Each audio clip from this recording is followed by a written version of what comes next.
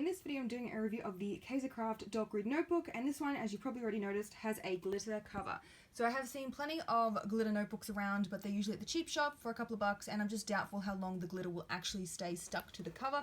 This one, as you can see, there's layers and layers of glitter on it. I can't even see the material underneath, so I do hope that it will hold up better. I did pay a little bit extra. I paid $10, whereas the other cheap shop style ones I've seen were only like $2, maybe $5. So hopefully this one will hold up better long term. It has 192 pages, 100 GSM. Now that paper is not terribly thick, and you will see that when I show you the pen test later on in this review. Has one ribbon bookmark. Unfortunately, I mean 2 would be great, but at least it does coordinate with the color, kind of with the glitter. Has an elastic band to keep it closed. I've just taken it off to film this review, and yeah, I got it from Kaisercraft here in Australia. Page size is around about A5. I will have all the exact dimensions in the blog post, which will be linked down below.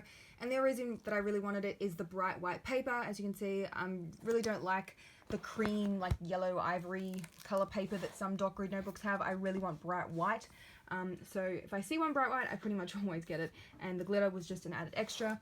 And it also extends around the cover as well. It's not just like stuck on the front, it's the whole way around. So I think it's much better quality than some of the cheap shop ones I have seen. Now there's no pre-printed pages at the front here. There's no future log or index or anything like that. It just starts straight away with the dot grid pages. The dot grid has a 5mm spacing, which is standard for dot grid notebooks, and the pages do lay flat on their own.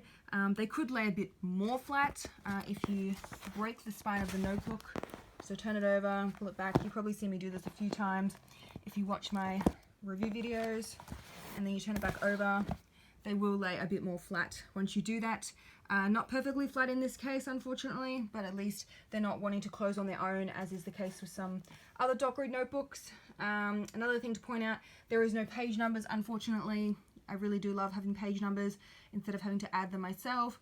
And the other thing that I think is a con is having the brand name printed on each of the pages. Like, I don't really need to see that. And it wouldn't bother me so much if it was sat like within the dot grid, like, you know, in here, for example, and then I could just white it out. But it's actually embedded within. So if I white that out, I'm then gonna have to like try and draw the dots, and it's just I don't really see the need to add that in the body of the notebook when I already know it's a Kaisercraft notebook and it's just kind of in the way and taking up space. Lots of pages, 192, that ribbon bookmark. There's only one of them though, however 2 would be great.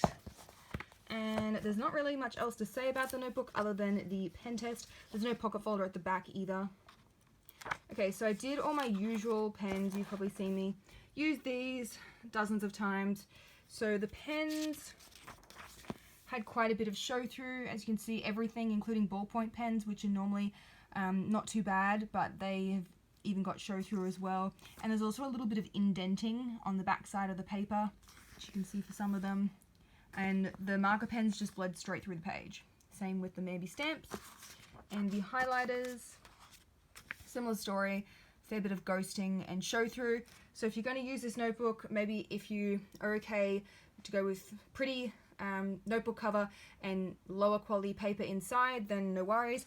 Otherwise, you could use this notebook for drafting bullet journal spreads. Maybe like if you know are going to erase out a whole lot of things and make it really messy and work out what proportions for your boxes for each day or whatever you want it to look like, you could do all that in here, and then you can just copy that into your actual bullet journal notebook.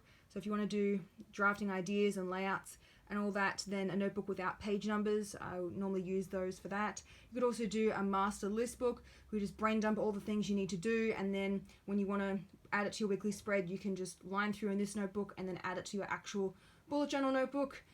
So if it doesn't have page numbers, like it's not a deal breaker, you can still use it. Well, I think so anyway. I have just noticed a couple of flecks have come off, just 2 in the time that I've been filming this video. So very keen to see how it lasts long term. I'll try and remember to do an update a couple of months down the line. Apart from that, I really don't have anything else to say about the notebook. I'll have all the page size and photos of that pen test and everything will be linked in the blog post down below. Don't forget to subscribe. I usually do a couple of review videos each week, planner reviews, bullet journal, etc. See you in the next one.